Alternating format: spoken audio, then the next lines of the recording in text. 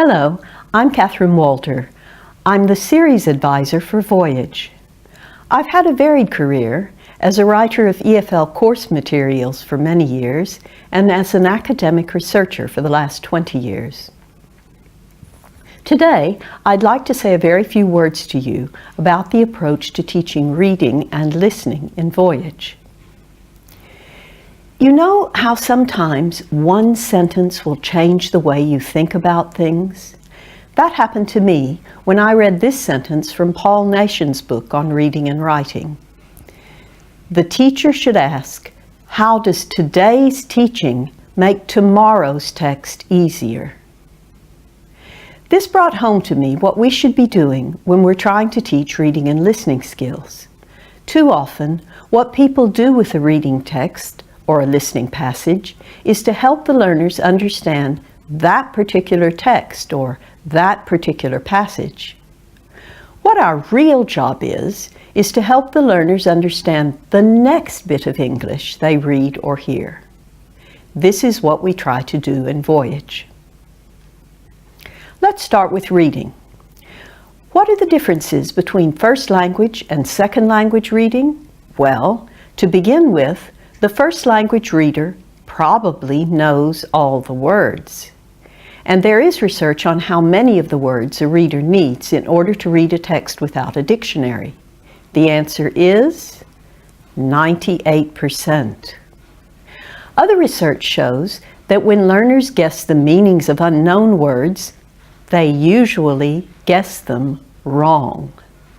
Of course, learners will need to try and guess the meanings of words in high-stakes examinations, so we need to give them strategies for this.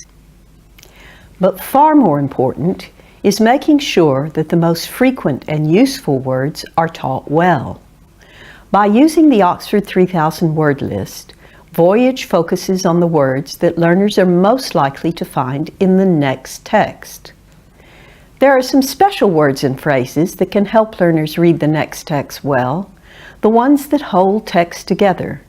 Pronouns, determiners like this and that, words like which that link one part of a sentence to another, expressions like on the other hand that tell you how the writer feels about what follows.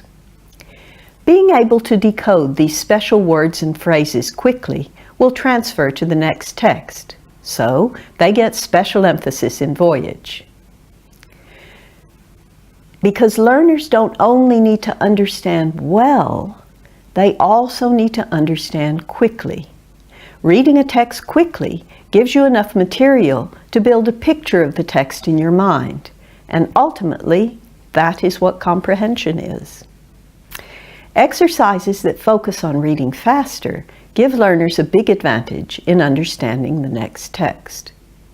So the message about reading is, yes, learners need to read a lot, and yes, they need to have practice in guessing words that they don't know.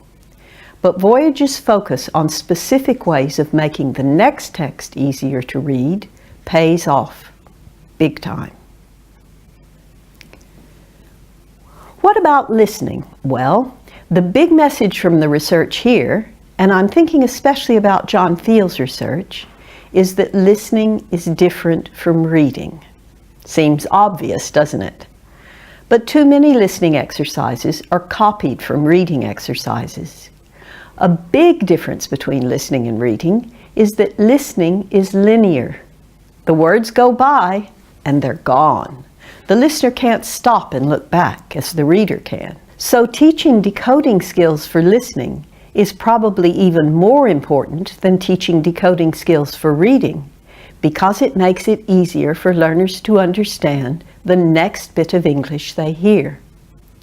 And note, there is evidence that calling on learners' background knowledge is less useful than giving them tools for better listening. This means going down to a basic level, to what you might call receptive pronunciation. It means specific teaching of the features that make it difficult for learners to understand spoken English.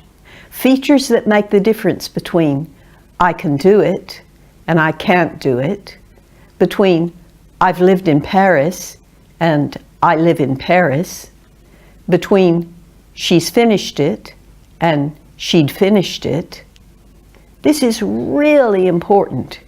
If learners don't pronounce English perfectly, they can usually manage to make themselves understood.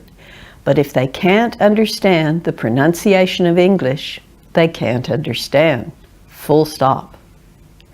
Voyage's systematic syllabus of specific listening difficulties helps learners understand better the next bit of English they hear. Research also shows that learners tend not to realize what they don't understand, and that they continue in false interpretations in the face of later evidence. It is important to help learners learn to realize what they have understood and what they haven't.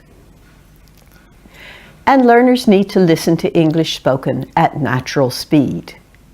When they are in the real world, listening to the next bit of English, they won't have a choice about this. One way of becoming better at listening at natural speed is to listen a lot, but many learners don't have the time or resources to do this. So specific exercises for developing their ability to listen at speed are another feature of the Voyage series. To sum up, what Voyage aims for is to give learners specific knowledge and skills that will not only help them understand and enjoy the interesting texts and listening passages in the course, but much more importantly, to understand the next bit of English they read or hear.